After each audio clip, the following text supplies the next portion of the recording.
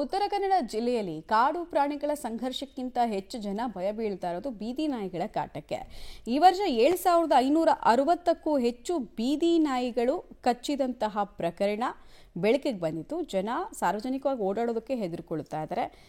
ಕಳೆದ ವರ್ಷ ಕೂಡ 8658 ಜನ ಬೀದಿ ನಾಯಿ ಕಡಿತಕ್ಕೆ ಒಳಗಾಗಿದ್ರು. ಇತ್ತೀಚೆಗೆ ಕೆಲ ಸ್ಥಳೀಯ ಸಂಸ್ಥೆಗಳು ಶ್ವಾನಗಳ ಸಂತಾನ ಚಿಕಿತ್ಸೆ ಹರಣ ಮಾಡಿಸಿದ್ರು. ಆದರೆ ಹಲವು ಕಡೆ ಬೀದಿ ನಾಯಿ ಹಿಡಿಯೋಕೆ ಯಾರು ಮುಂದೆ ಬರುವುದಿಲ್ಲ. ಜೊತೆಗೆ ಸಂತಾನ ಶಕ್ತಿ ಹರಣ ಚಿಕಿತ್ಸೆ ನಡೆಸೋಕೆ ಪಶು ವೈದ್ಯರ ಕೊರತೆ ಇದೆ. ಹೀಗಾಗಿ ಬೀದಿ ನಾಯಿಗಳ ಸಂತಾನ ವೃದ್ಧಿ ಗಣನೀಯವಾಗಿದೆ.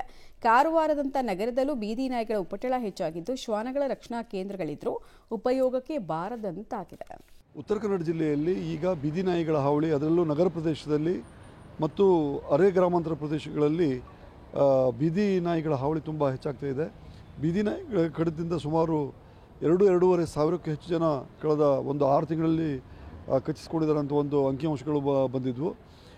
ಇದು ತುಂಬ ಅಪಾಯಕಾರಿ. ಯಾಕಂತ ಹೇಳಿದ್ರೆ ಚಿಂದಿ ಆಯುವವರು, ವಿದ್ಯಾರ್ಥಿಗಳು, ವಯಸ್ಸಾದವರು, ವಾಕಿಂಗಿಗೆ ಹೋಗುವವರು ಇಂಥವನ್ನ ಗುರಿಯಾಗಿಟ್ಕೊಂಡು ಈ ನಾಯಿಗಳು ದಾಳಿ ಮಾಡ್ತಾ ಇದೆ. ಪ್ರಾಣಿಗಳ ಬಗ್ಗೆ ದಯೆ ಇರಬೇಕು ಅನ್ನೋದು ನಿಜ. ಆದರೆ ಅನ್ನೋದಕ್ಕಿಂತ 2024ರಲ್ಲಿ ಒಟ್ಟು ಬೀದಿ ನಾಯಿ ಕಡಿತಗಳು, ಡಾಗ್ ಬೈಟ್ಗಳು 8648 ಕೇಸ್ ರಿಪೋರ್ಟ್ ಆಗಿದೆ. ಈಗ ನಾನು ಹೇಳಿದ ಅಂಕಿಅಂಶಗಳು ಈ 9 ತಿಂಗಳಲ್ಲಾಗಿರೋಂಥ ಕಡಿತ ಪ್ರಕರಣಗಳು. ಸರಿಸುಮಾರು ನಮಗೆ ಆಲ್ಮೋಸ್ಟ್ ಕಳೆದ ವರ್ಷದಷ್ಟೇ ಕಂಪ್ಯಾರಿಟಿವ್ ಸ್ಟಡಿ ಮಾಡಿದರೆ